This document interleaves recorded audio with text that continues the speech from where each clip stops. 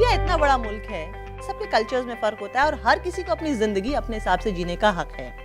What do you think, एक ये भी तो तबका है औरतों का जो अपनी ज़िंदगी अपने हिसाब से जीना चाहता है, हम घर पे हों या बाहर हों, आपसे क्या मतलब?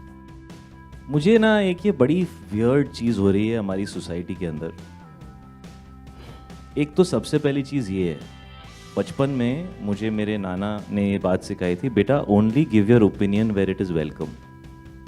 ये एक बहुत इंपॉर्टेंट चीज़ है कि आप किसी को यार तू ऐसा कर, तू ऐसा कर, तू ये कर, और वो अगर आपको रिस्पेक्ट ही नहीं करता या उसको आपके ओपिनियन में इंटरेस्ट ही नहीं है तो आप क्यों बोल रहे हैं उसको।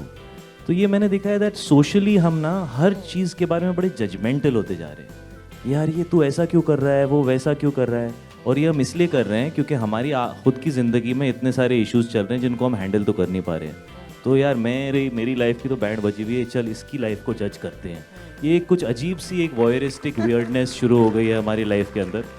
और शायद आप खुद अपनी ज़िंदगी, जैसे मुझे ऐसा लगता है कि अगर मैं अपनी ज़िंदगी में इन्वॉल्व हूँ और बिज़ी हूँ, मुझे किसी और की ज़िंदगी में क्या चल रहा है उसके बारे में सोचने का वक्त ही नहीं मिलता है, तो या तो आपकी लाइफ में कुछ हो नहीं रहा है या आप अपनी लाइफ से इतने दुखी हैं कि आप सोच रहे हैं कि यार मैं इससे भाग जाऊँ, किसी और पे कंसंट्रेट कर लेता हूँ। तो ये हो रहा है और ये सोशल मीडिया की वजह से लार्जली हो रहा है।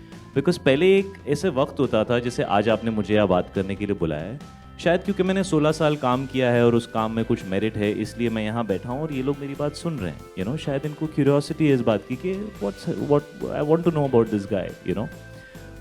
बट सोशल मीडिया पे कोई भी कुछ भी बोल रहा है और लोग उनकी बातें सुन रहे हैं। तो you don't need to have any qualification to do that, and so you have to be responsible yourself about choosing to comment on things based on your own understanding.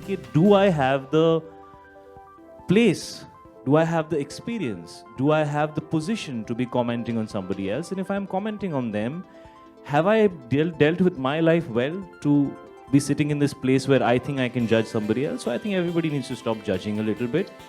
Focus on your own lives because they are complex enough, and don't run away from them and start attacking other people. Deal with your own life, because if you start dealing with it well, you'll probably be happier and you won't be spitting negativity outside, because that's what's happening right now, and that's impacting society in a negative way, because everything is like a chain reaction. It becomes a vicious circle. Having said that, I have another issue. I have an issue with people deciding how men should be and how women should be. I don't want anybody to decide for me who I choose to be. I happen to be a man, that much has been decided for me. What kind of man I want to be is my choice. And the same needs to hold true for women. I mean, if women are going to tell other women that they shouldn't be the way that they are, then how is that woman empowerment? Empowering women is to tell them that they can choose to be who they want to be, and we are okay with that, and we support that, and we respect that. So unless somebody is forcing somebody to make choices, if those choices are their own, you have to learn to respect that.